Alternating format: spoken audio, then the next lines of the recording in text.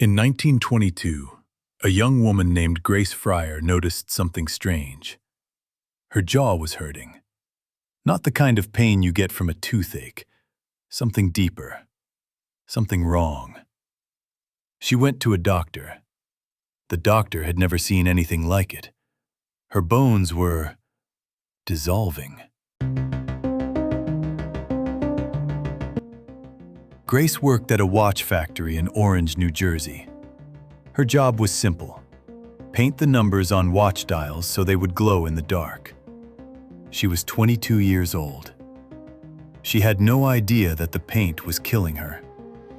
And she had no idea that her bosses already knew. To understand what happened here, you need to understand the world these women lived in. It's 1917. America has just entered the First World War. And radium, a newly discovered element, is considered a miracle substance. Companies were selling radium-infused water, radium toothpaste, radium face cream. The scientific community called it the element of life. Nobody talked about what it actually did to the human body. The U.S. Radium Corporation hired hundreds of young women, mostly immigrants, mostly working class, to paint watch dials by hand. The pay was good, better than most factory jobs. Some women earned 3 times what their fathers made. For many of them, it was the best job they'd ever had. Their supervisor taught them a technique called lip pointing. To get a fine tip on the brush, you put it in your mouth. You shaped it with your lips and tongue. Then you dipped it in the radium paint. Then you painted. Then you did it again and again. Every single dial. Every single day. The supervisors told them the paint was completely safe. Some women would paint their nails with it after their shifts, just for fun. Their teeth glowed in the dark. They thought it was magical. It started with the teeth. A loose tooth here, a toothache there. Dentists would pull the tooth. Then the jawbone would simply crumble. The hole would not heal. It would grow. Molly Maggio was one of the first. She was 24 years old when her jaw had to be surgically removed. The surgeon described the bone as so fragile it could be lifted out in pieces, like wet cardboard. She died in 1922. The cause of death listed on her certificate: syphilis. Syphilis. The company's own doctor had written that. A young woman who had never had the disease. A diagnosis designed to shame her into silence, even after her death. Grace Fryer started noticing her own symptoms in 1922. By 1925, she could barely walk. Her spine was deteriorating. A metal brace held her body upright. She was 25 years old. Other women were getting sick too. Irene Rudolph, Quinta McDonald, Albina Larice. All young, all from the same factory. All with the same terrifying symptoms. They went to doctors. The doctors were baffled. They went back to the company. The company told them they were imagining things, or that they had brought disease upon themselves.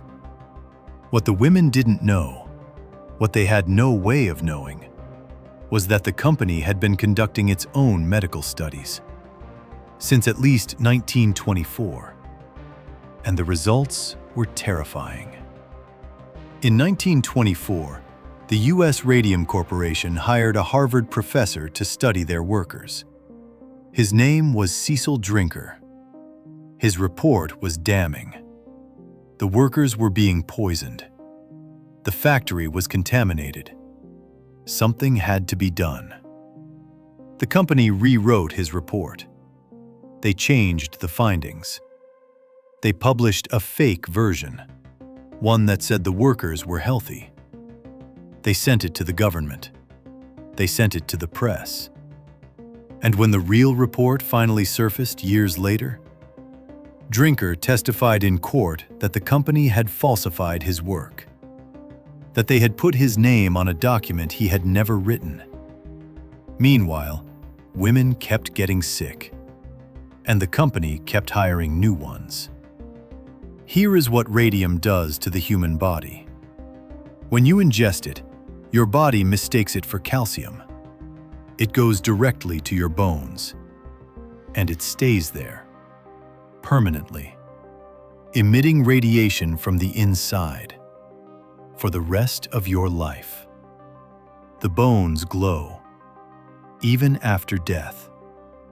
When researchers exhumed some of the women's bodies decades later, the bones were still radioactive. Grace Fryer wanted to sue. She spent 2 years looking for a lawyer. 2 years. Because no attorney in New Jersey would take the case against U.S. Radium. The company was too powerful. The science was too complicated. The outcome was too uncertain. Finally, in 1927, a lawyer named Raymond Barry agreed to represent her, and 4 other women joined the case. They became known as the Radium Girls. By the time the case went to court in 1928, most of the women could barely move. Grace arrived in a back brace, carried on a stretcher. Another woman could not raise her arm to take the oath. A judge had to come to her home to take her statement, because she could not come to him. The company's legal strategy was simple. Delay. Every continuance, every appeal, every procedural motion. They knew the women were dying. They were waiting them out. And then, something unexpected happened. The press got involved. Reporters started showing up at the hearings. The story spread, not just in New Jersey, across the country. People were outraged, young women dying in a courtroom while a corporation filed paperwork. The public pressure became impossible to ignore. In May 1928, the company agreed to settle. Each woman received $10,000, the equivalent of roughly $180,000 today, plus a lifetime pension, plus coverage for all future medical bills. Grace Fryer never fully recovered. She lived another 6 years, in constant pain, in a body that was slowly destroying itself from within. She died in 1934. She was 35 years old. But she had won. Here is something that should be impossible. Decades after the Radium Girls died, researchers visited their graves. They brought Geiger counters. The needles moved. The bones of these women, buried for decades, were still emitting radiation. They are still emitting radiation today. Radium has a half-life of 1,600 years, which means the bodies of Grace Fryer, Molly Maggia, and hundreds of women like them will remain radioactive until the year 3600. The company said the paint was safe. The company said there was nothing to worry about.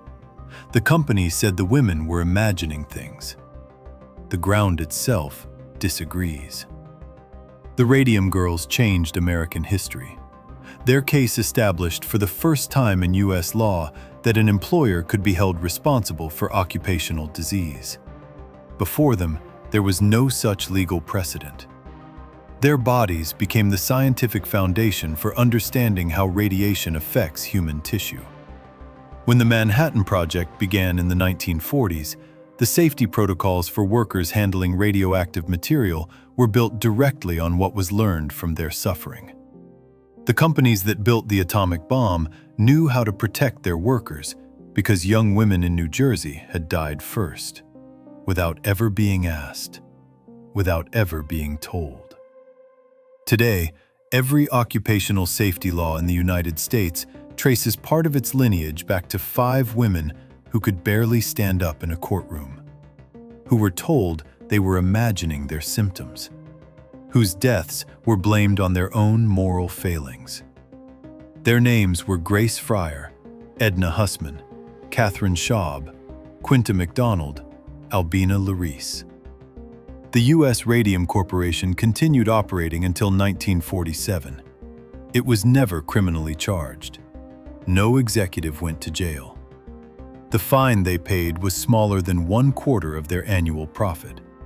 The factory site in Ottawa, Illinois, where a second, larger facility had operated for years, was declared a Superfund contamination site by the EPA in 1987. 60 years after the women first got sick, residents were still finding radioactive soil in their backyards. This is not a story from another century. This is a story about what happens when a company decides that human lives are a line item. When the people who know the truth decide that silence is more profitable than honesty. It happened in 1917. It happened in 1928. The question is not whether it happened. The question is, where is it happening right now?